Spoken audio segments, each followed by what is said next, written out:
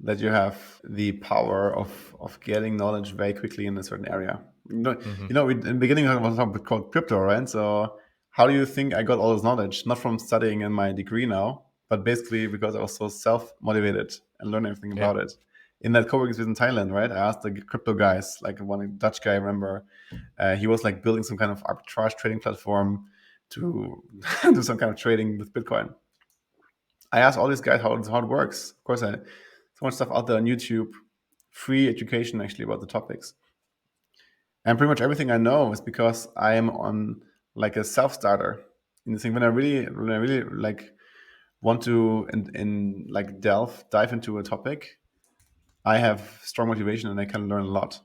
So yeah, so you become and maybe you're not like a full expert. Let's say if you would study video editing and production in a degree at some kind of creative video school for 5 years, I think probably you would know some more stuff.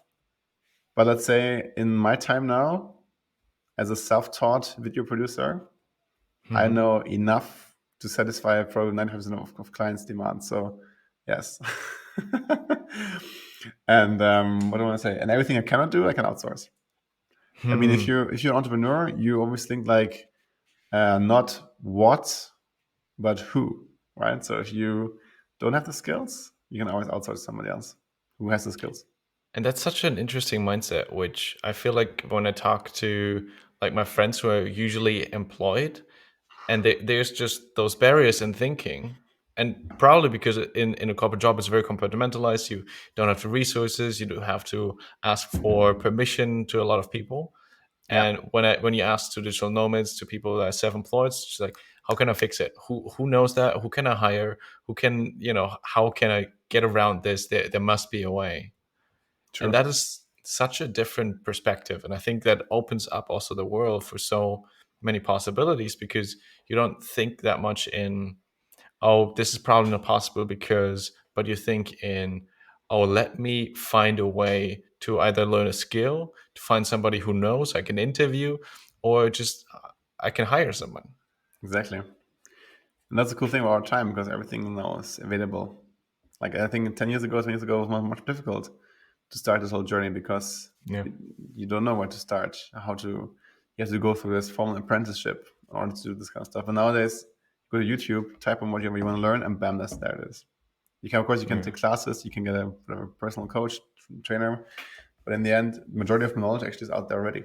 So that's the thing. We don't have a lack of knowledge. We have like a lack of, I would say, commitment and pulling through, right? Because why do people buy an online course? They buy it because it's very condensed together compared to if you go to YouTube and you look at all different things yourself. It's harder. People want the easy way most of the time.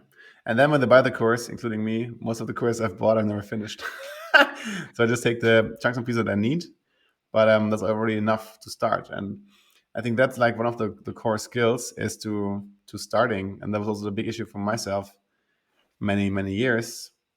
I mean, let's say 2016, I read that book. I could have probably executed the whole journey much faster, but the things took as long as it took, right? And if you look at Steve Jobs, he always says he doesn't always say anymore. He's not now long dead already.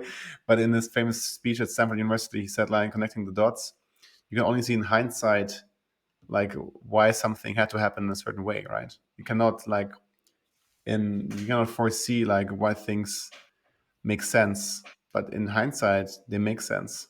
And that's so funny, right? So you never know why a certain skill that you learned Yeah. when it might be helpful for you one day.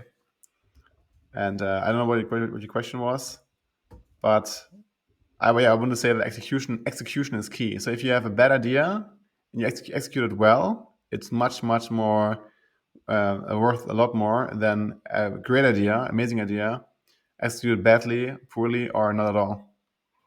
Right? So execute like lean startup Eric Ries style. So like basically start, try it out, fail, get up again, then do it better and fail better and do it again. So you can always pivot, right? So if you see something doesn't work, nobody has to stay in one line of career all their life, and that was what I was taught in the beginning, Yeah. right? So you study, you do one degree, and then you at one company all your life. And that's what my parents also said. They said, this company ABB is such an amazing company, and they do sustainability and blah blah blah, and they build robots and whatever.